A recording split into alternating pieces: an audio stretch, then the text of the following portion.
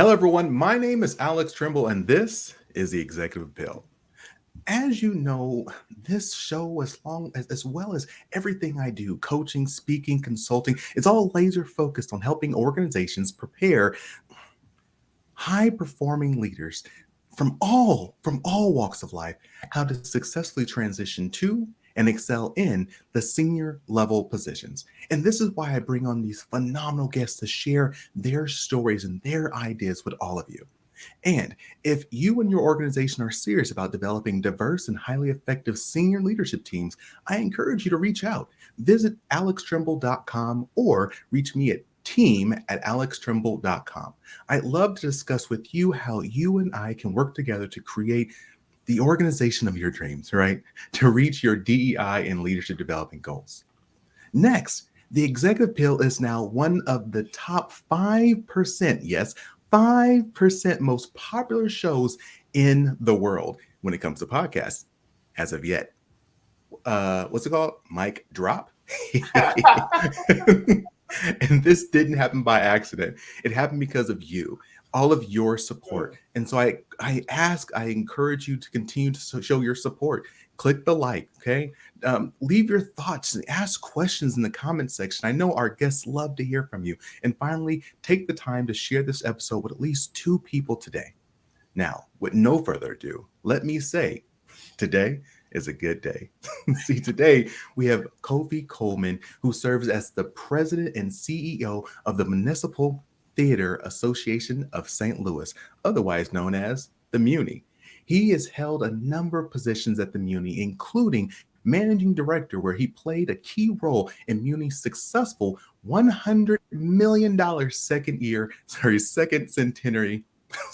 century capital campaign. Oh my God, I am just too excited, ready to meet this guy.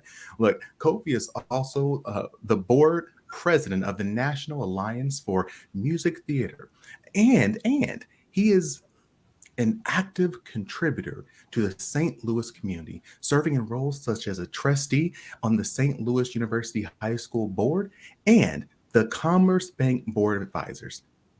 How you doing, brother? I'm doing well. I think I agree with you. It's a good day, mostly because it's Friday, also. So that has something to do with it. But no, it's great to be here. It's an honor to get to chat with you to be on this podcast. I have looked at the list of people I've watched. I follow the podcast. Like I said to you before we start recording, I don't know what I'm doing here, but it's an honor to get to talk about the work I get to do and hopefully give some good ideas, some advice, whatever you want to talk about. I'm happy to be here. I'm happy to celebrate your success as well. So it's a great. You're right. It's a great day. It's a great day. It's look, no, I said it was a good day. I think I said it was a good day. Oh, oh, You oh. said it was a great day. So now, Maybe look, you you forgot it's already Friday. over here elevating us. I think you forgot it's Friday. So it's somewhere between good. It's great. It's just a great You day. keep saying Friday, and this show is supposed to be airing live. I need you to calm that one down. I'm not. It's a day. It's a day. It's Monday. It's just a day. It's just a day. It's Friday No, somewhere every day. it's Friday somewhere. So, kind sir, Yeah. as I started diving into your past, I was looking for those skeletons, right? That juicy information, and something you did in the past has made me think and wanted to ask you a little more about it. See, when I was growing up, in my college career, I served. I actually got to work at a women's abuse shelter, Mm. and it was a really great learning opportunity, but it was Okay. extremely emotionally taxing, right? Because Yeah. you're around people who are going through an extremely tough time in their life, both physically and emotionally, right? I have some stories we could talk about, but when I saw that you used to work at the Southern Center for Human Rights, and you were the death penalty investigator, and I looked into that, and one thing you said was that it was, I'm not sure if it was part of your job or something you chose to do, but you said that you built relationships with each person you worked with so you could understand their unique situation. I want to start us off with saying, one, can you tell us a little more about that really quickly? But two, isn't building relationships with people who are in challenging situations, isn't that emotionally draining? And how did you go about doing that? Yeah, that's a great question, and you did go back in the archives here. You know that, yeah, that was a time in my life where that work meant so much to me, and I will say it's something that I carry with me. It doesn't matter what went to do next or go on after that. Wildly important, yeah. Building those relationships was draining, but like relative, sure, it's difficult for me, but I'm building those relationships because there's someone in those cases that was on death row that shouldn't Hmm. be or did, so whatever discomfort that is for me pales in comparison to the reality, my temporary discomfort versus their perpetual reality. They're not even the same conversation. My goal in those moments was to do the best job possible for them. And you can't do that without a real emotional investment. And that's true of any job. But in those moments, it was I got to make sure I understand everywhere their head has been, where their head is at, and they need to be able to trust that the work I was doing was to get them truly for the purpose of getting out of the situation that they didn't belong in. Also, at that point, I'm in my early 20s. That was a long time and a lot of hair ago. You know what I mean? And so it was it was those clients were also demographically me. Very very similar Mm. people. The most of the clients that we had, or the people that we were taking working for at SCHR, were young men of color, right? And so I'm going into prisons and we're investigating their cases and save for some opportunities and some moments in your own life that are trajectory building from background to families, all those things. You could end up in the same situation or not. Mhm. So in those ways, it wasn't incredibly difficult Mhm. to try to build those relationships or get in their shoes because you have a whole lot more in common than you might think. But to your question, is it emotionally draining, taxing, well, whichever word you want to use? Yes, but is that, I think, a requirement or a necessity to do a good job? Without question. Yeah. I mean, like, I'll just share really quickly. I still have this number. There's two moments that, man, I'm trying to tear up actually. There's two moments of that job that that have stuck with me forever. One was that I also managed the line, the pickup line. So people would call that line when when something was going on, if they needed help, and it's a 24-hour line. And I remember a woman calling one night, and she was whispering, and she was scared, and she wanted help. And we have this list of questions that we go down to collect the right information, so on and so forth. And she's sharing all this information, and all of a sudden she's, oh my god, he's back. Click. Right. And, Oh yeah, yeah, yeah, yeah, yeah. and the one thing one of the first things they teach us is you don't call back, because what if they're hiding and You the don't want phone to create rings? that. Yeah, you can't Right. exacerbate that situation. Sure, sure, sure. And so that that has stuck with me, just the important work that we all do, but also, especially, I mean, not we all, but people in those types of work do, Yeah, but yeah. also just how we can be tied to the well-being of someone and not have control over how everything's going to end up. And how do you feel like, how can you be tied to someone's future, but you have no control over it? Yeah, and that I mean that was part of when I left SCHR and I came to the Muny. Part of it was exactly that, right? So you can do everything right. You know what I mean? In that job, you can answer the phone, you can go through the checklist.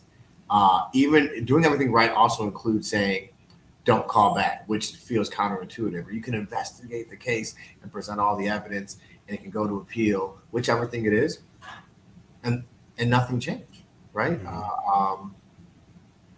And so you then start to have to figure out, well, okay, how do I get further ahead of this problem then? You know, Mm. for me, um, coming back to a place that I've worked before in a community that I worked in, if I was seeing a bunch of young people, youngish people, some of them similar to me, most of them demographically similar, they're ending up in this system because of a few things, because of things that they did, opportunities they didn't have, a system that they didn't have to work or exist in before they got to that age.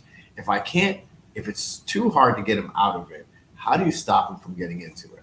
Right? And Mm. that's, I think that's a question that I don't think I'm unique in that in that question. I think a lot of us say, okay, so let me start going backwards in time Yeah. and seeing how can I adjust it, and that was part of coming back. I know would get to it. That was part of coming back home to St. Louis and coming back to the Muny in an opportunity where we can create opportunity, right? We can change some of those trajectories for people too. So, but yeah, that it's a helpless feeling, right? Because it's like, Yeah. okay, I bet for you, you want to write down that address, and you're like, hey, I'm going to pull Hmm. up and help. Let me, I'm not going to leave this person in that situation. So, the helplessness that's in those situations. I think that's really a Hmm. harder feeling than even the trying to put yourself in their shoes. We talk about developing the relationship and is that taxing? Yeah, but I think it's much harder to be like I believe there's more I can do. We're just not in a Hmm. system for me to do it in. So now what do I do with that feeling? You know what I Yeah. mean? Yeah. Well, I mean, so you said that ultimately drove you back home. I'm assuming St. Louis is home. Yeah, yeah, Um, same. I mean, my okay. family's from Ghana. I'm first generation, so like it depends. You know, if any of my uncles or aunts are watching this across the ocean, like I know where home is. I know. But I'm not gonna get you in trouble, bro. yeah, come on, man.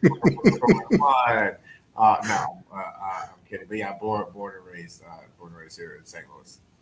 I So lived in you, Atlanta for a while, obviously for SCHR for college. But yeah, I came back here. so if everyone heard, he said he lived in Hotlanta.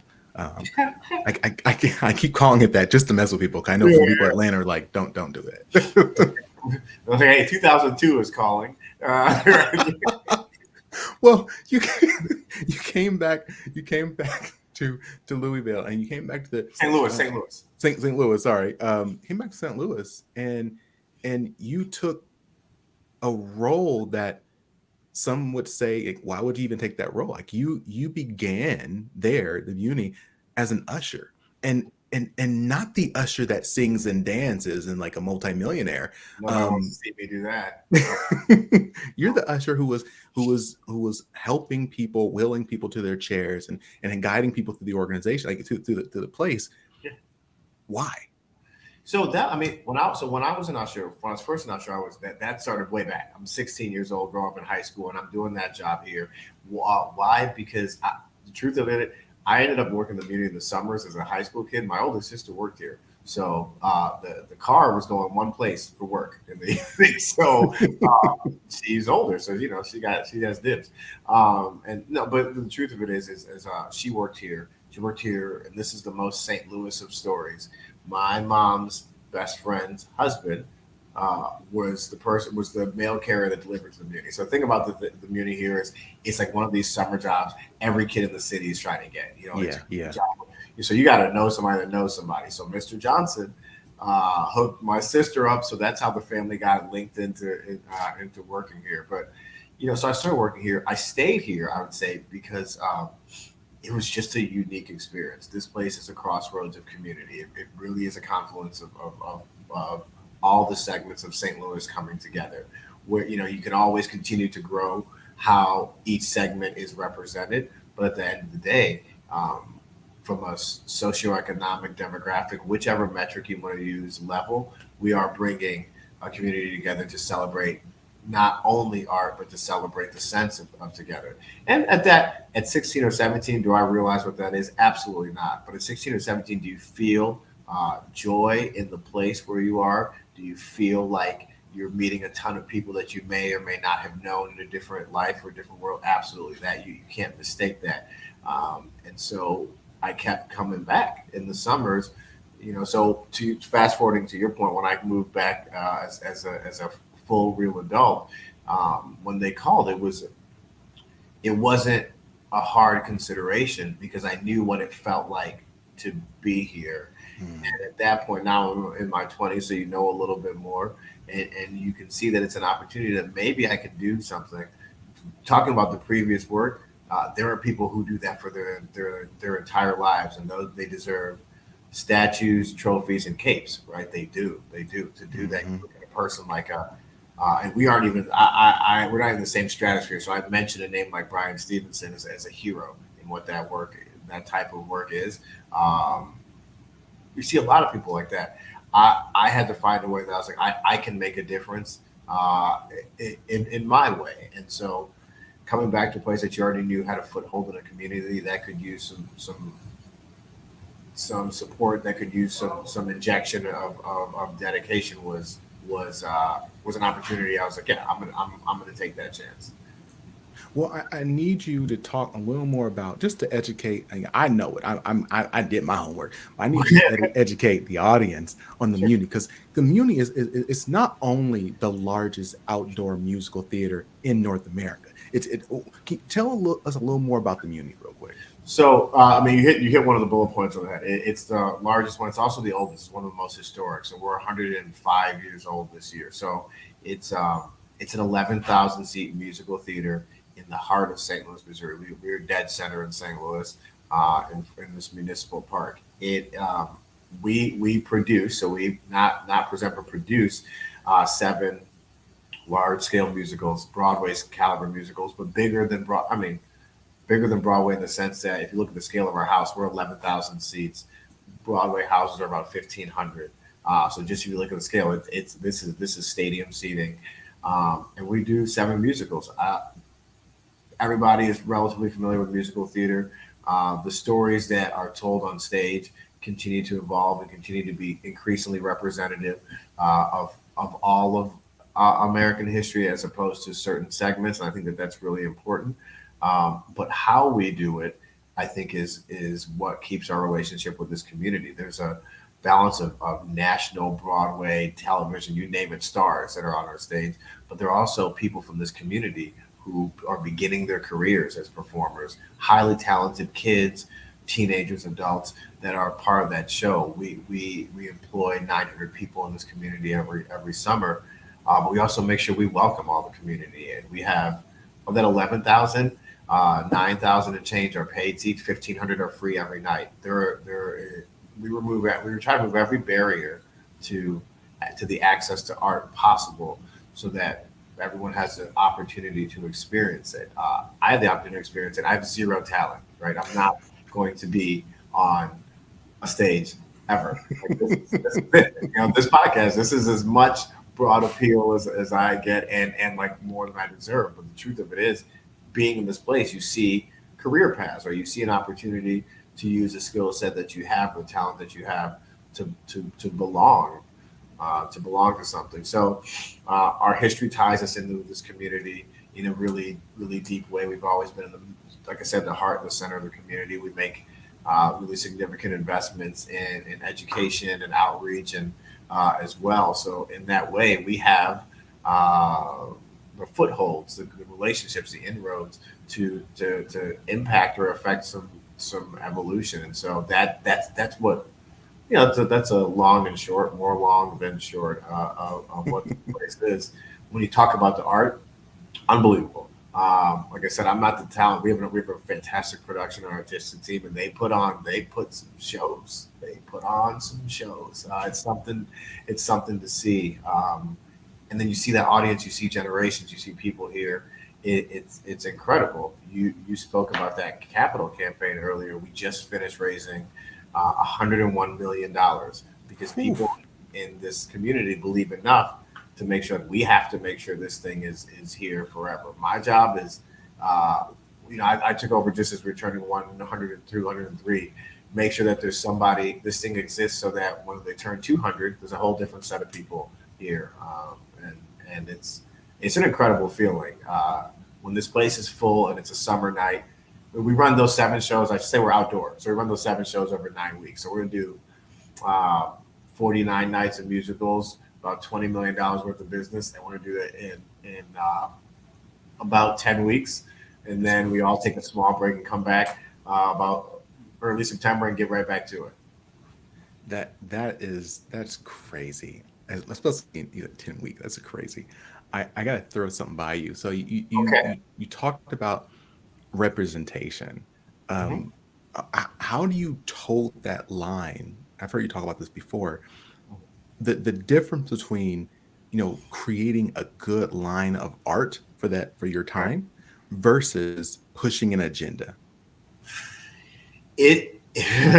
You said, how do we do that? How we told that line? It's once I've figured it out, I'll let you know. Um, Carefully, responsibly, but when I say intentionally, I think those are Hmm.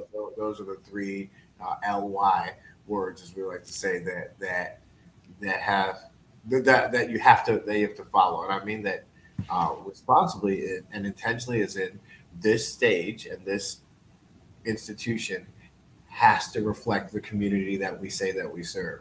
And St. Louis is a number of zip codes, not only the ones that are highly represented here. St. Louis is a lot of different cultures, people, types of people, belief systems, political beliefs. And we don't have a political stance. We don't have a specific faith. We are a theater that serves all of St. Louis, and so you have to be intentional in making sure that everyone's story is represented on stage. That's harder and harder for anybody in the world, not just us as a theater, because uh, one of the positive things we've seen in the last 5 years to a decade is that people are far more aware of who they are individually, you know, and they are also not just aware of who they are, but they're comfortable in that. And when that happens, that definition of an individual becomes hyper specialized and hyper specific, and you have to make sure that you're representing all of those things. So um, we do that, and it's also carefully to say that we you want to make sure that your audience the stories that we tell on stage, the musicals, they're written. We're not rewriting these shows, right? We're not changing Hmm. the content of the show, but it is important to say that. What's an example? Cinderella can look like multiple different, Ah. right? Hmm. The family in Mary Poppins can represent a mixed race family, because at the end of the day, whether or not you believe that a mixed race family is a realistic thing, this is a show about a nanny flying with an umbrella. So let's not get too deep. But beyond that, also the family in a very real story should be Hmm. mixed race, because that is America. Yeah. Um, and so you do that, and you do that also knowing that that's the role. We're telling people's stories. They're not all real stories. We're telling stories on stage, and everyone has to come in and say, like, oh, that connects to me. And those connection points are there are so many more now. But institutions, especially our scale, have a responsibility to make sure that we are doing our best to reach everybody. You know, I gotta follow up with that. So you talked about representation and you talked about the LYs and intentionality, and you also have a massive platform, right? Like Yeah. you are the largest of your kind in North America. Um, and that means that it comes along with you again having 11,000 seats to fill. Mhm. um, so is there a way to tote the line between maybe giving smaller or more niche opportunities, smaller or more niche shows the opportunity to be on your stage so they can have the opportunity to again to be in front of all those people and have their names elevated and what they do elevated, while at the same time you got 11,000 seats to fill and you have a staff and you have you got to fill those seats. So can you navigate both, introduce new ideas, whatnot, or do you always feel this drive, we got to make sure we got butts and seats? That's a great question. the answer to the question, the short answer is yes. There are things that we can do to amplify those shows, those writers, playwrights, composers, lyricists, all the people, all those individuals that come together to make a show. It's not one person in a room with a typewriter, you know what I mean, or a computer, whatever you want. A typewriter gives a better image, but you know what I mean. I got it. Um, um, can we put those shows on our stage? Not necessarily. It's not even fair to the show, right? A show that is early in its development or has Mm, a really specific niche audience. You do it a disservice when you put it in a scale that's too big to that's so big it makes it look small no matter what. You know, mm, and that's not fair to a show. Now, what we can do, what we should do, what we are continue to increase our um, investment of time and capital in is using our platform, our megaphone, our voice, whatever you want to call it, to promote the development of those shows. Can they be here? No, but can we partner with a smaller theater in town or a smaller theater nationally, or even programs? You listed. I'm the president of the board for the National Alliance for Musical Theaters. NAMT is a remarkable organization that supports the development of new works. The truth of it is, I mean, no anyone in this business understand a new work is not necessarily going to debut on the biggest stage in America. Makes no mhm. sense for it. However, the biggest theater in America, us, we can be highly participatory in that from an investment standpoint to bringing the right eyes to amplifying the message of those shows. And also the people that are the creators of those shows, while they're writing their own smaller musicals, they're also still they got to keep the lights on the doors open. So they're directing, they're choreographing, they're music Mhm. directing the show. So making sure those folks have an opportunity to work here on the scale that we're working on to Yeah. connect in the community, put the right shows on their resume. That's really how we invest. Because to your point, I also there are people here that have to eat, Yeah. right? Like they Yeah. have Yeah. to. So if our shows, if what we do out there doesn't help us hit a bottom line, then our trajectory becomes something different. There were a lot more theaters of our size 15, 20, 30, 10, even 5 years ago. Um, and a lot of things completely out of the control of a lot of those theaters has changed that reality. And so we continue to find that balance and responsibility, both fiscal responsibility, but also responsibility to the art form, but the greatest being responsibility to the community we serve as an audience and the community we support as theater makers. You talked about, how do you ensure that this beautiful, phenomenal theater is around in 900 years from now? Um, you know, how do you go about, because this is what I love working with organizations with, is creating intentional leadership pipelines, creating the system so that when Kofi wins the lottery and he's a multi-billionaire and he decides, maybe I'm not going to do this full time, there's someone ready to step into that role. How are you going about preparing that leadership behind you and the other leadership positions you have? Well, the first thing any of us can do is be an example to those that do and don't look like us, to say like, here, this is a job for you also. So you do the job well, you do the job responsibly. So number one is you you don't lose sight of the responsibility that you have or that I have as an individual beyond keeping the lights on, the doors open. You represent something. We all walk into these jobs carrying our identity with us, right? It's important to not try to reinvent an institution to exist in your likeness and image. That's not what the jobs are. But you don't lose that when you walk into the room either. But you also invest in that next generation. Our internship program, for example, or the 11 education programs. Let me back up and say this. We talk about the capital campaign, right? We set aside an endowment within that capital campaign specifically for an education initiative.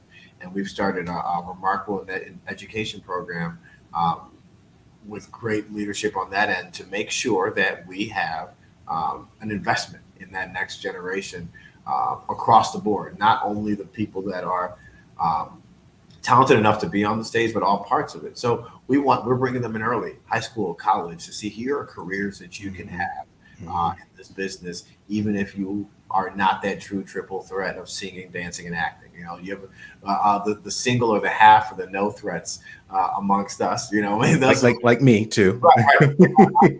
With a spreadsheet. That's not it. You know, but which is its own thing. People got to know formulas and stuff. Yeah, you have a spreadsheet. I got six pack abs. You know, we all have what makes us unique. Sure. I mean, come on, man. No, I'm kidding. But so I think the thing is you want to really invest in that and show them that the opportunity is there, and also show them that the art form or whatever we're doing is not stagnant. Young people right now are super smart. Okay, like they have access to information. They see the world in a way, and so in a way that we're just not used to, right? That we didn't have the access to Yeah, that yeah. information coming up. So we have to make sure that they have a meter. You know the word I'm not saying. They got a meter for knowing what's real or not real in a way that we didn't have. And so you also want to you want their buy-in early to say, hey, this is something that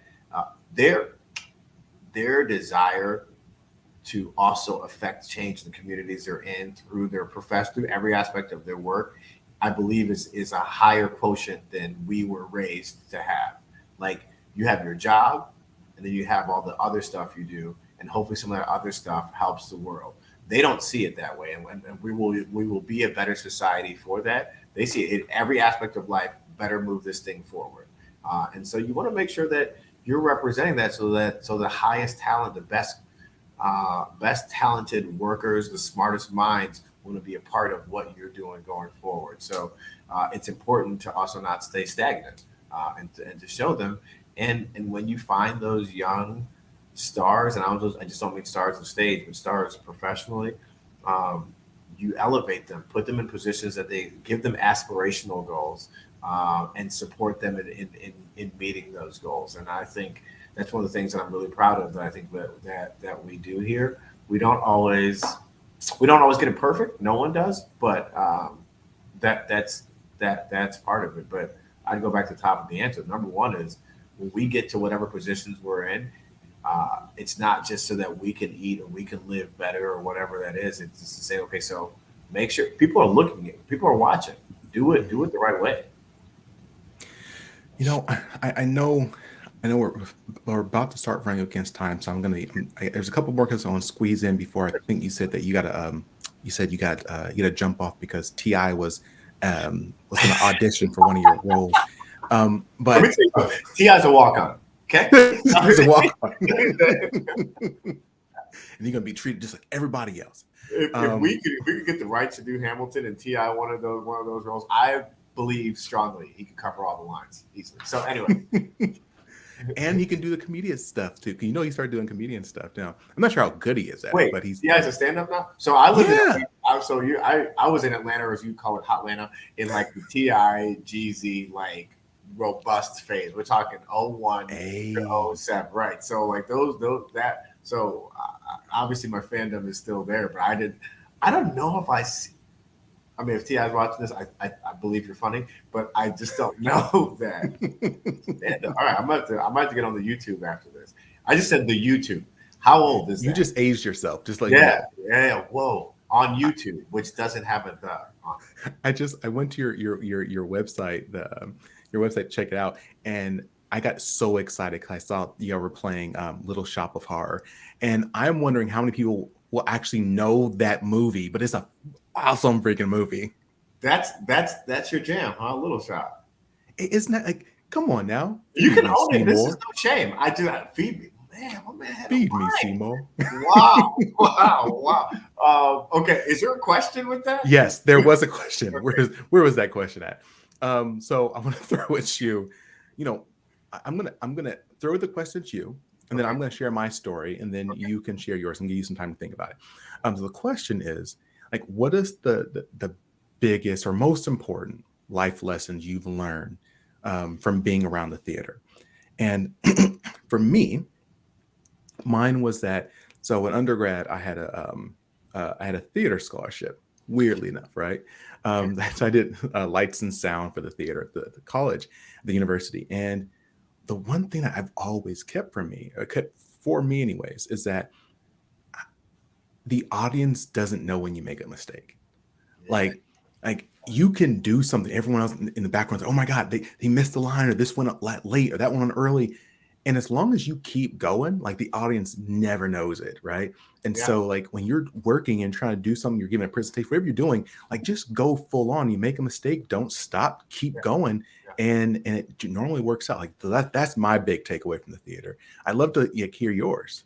I mean, first, that's a great one, right? That's a great one that extends beyond theater. That you want the young people again to understand is like you will often be your biggest critic. Mm, Keep rolling. You know, you're gonna be okay. You know, they've seen it exactly one time, and it's the one time you're doing it. So there's nothing to worry about. Now, the one I would say is that nothing happens in a vacuum. You can't mm, accomplish any of these.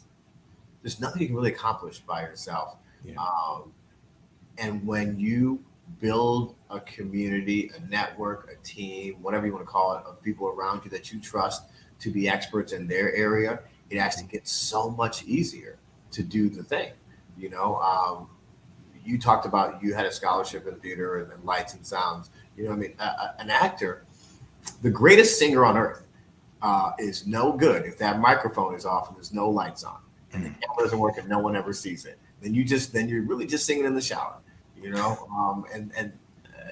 There are no rewards for that. So that sense of what it takes to accomplish something together we see every single day here, and that is a lesson that you learn here, but is fully translatable to whatever you do.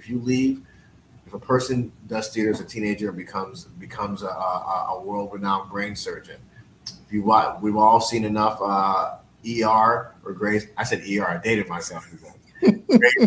Grace or whichever thing you want to see. When those surgeons, there's a team of people in that room, they're working in concert with each other. So no matter what it is, there's that community, that together part of it. It requires you to build a level of trust. It also teaches you how to communicate effectively when when you want someone to pull more of their weight or make an adjustment or whatnot. You mm, can't just yell at them. You know, you can't go.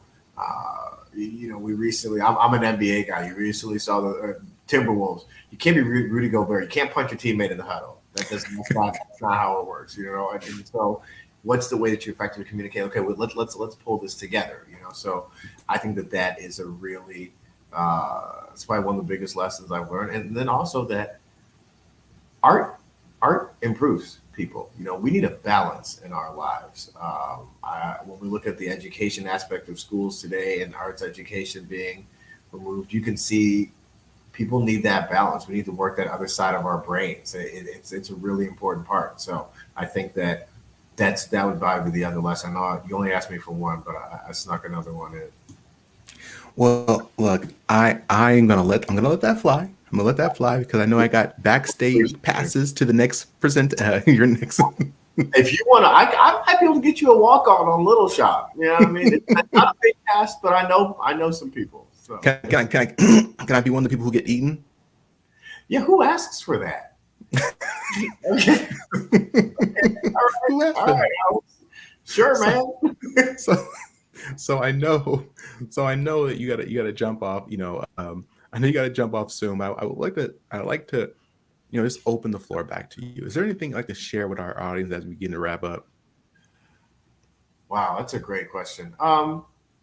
First, just opportunities like this are really important. I think that the you're taking the opportunity to amplify unique voices, but that aren't all in the same aren't all in the same vertical. This is when you look at a podcast like this or conversation like this, it reminds us that we have to look outside of our lanes. Sometimes there's something so Mm, valuable to glean from each other, and with the people that have nothing to do with who we are day to day or what we do day to day. I see it in this opportunity. I spoke about it earlier. I see it. It's one of the gifts of having an audience of our size is that whether you're here in the free seats or you paid $120 to sit in the front or anything in between, there's we learn from each other. We share moments with each other. We share joy with each other, and that's that's an important thing that I want to remind people. It's like, take this opportunity, watch something like the Executive Appeal, find those things that every week, every day, every month, they expose you to something else. We all tried a bunch of new things in the pandemic because we had time and like we didn't know what was happening next. And I think we're better for those types of moments. I also see it again at our size. We have true musical theater fans. We have people that just want to go do something outside in the summer, and they come here and they see something and their minds are expanded. We don't have to stop learning. We don't have to stop growing. We know the elasticity of our brain starts to reduce over time, but it doesn't mean they're fully rigid either.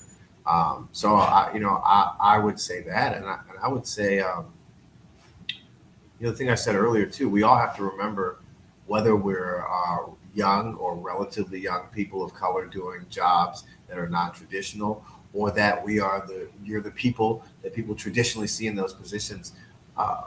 We're an example to each other every day. We're an example to people that we know are watching, and then we're an example to people that we don't know are watching. So, walk through life thinking that you might be showing someone that has no idea the way to do something, and believe that the way you're doing it is what you want to leave them with.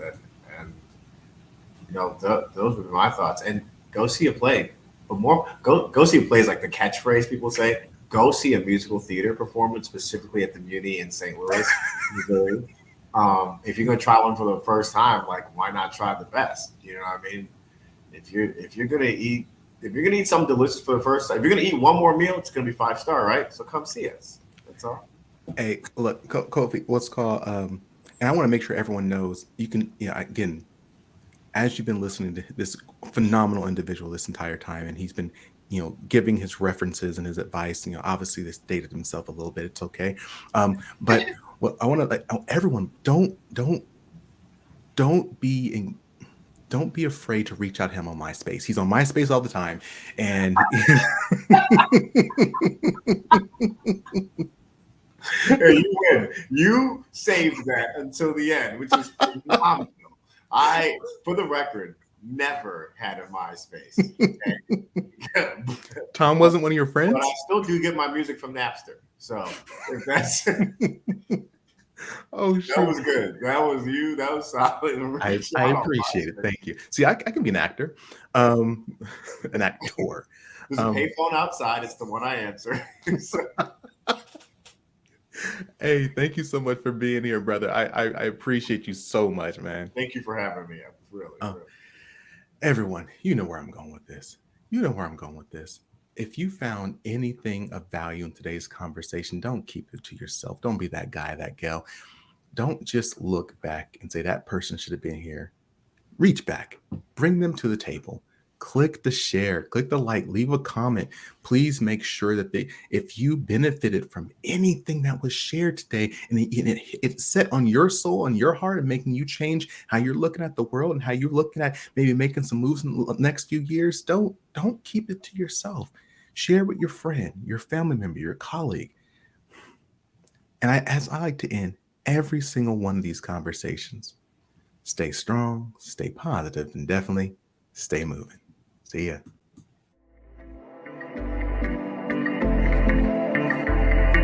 Thanks for listening to The Executive Appeal with Alex Tremble. I invite you to follow The Executive Appeal wherever you listen to podcasts. Follow me, your host, Alex Tremble, across all socials or via email for exclusive webinars, courses, and speaking engagements on continued topics of executive leadership. So, until next time, stay strong, stay positive, and definitely stay moving.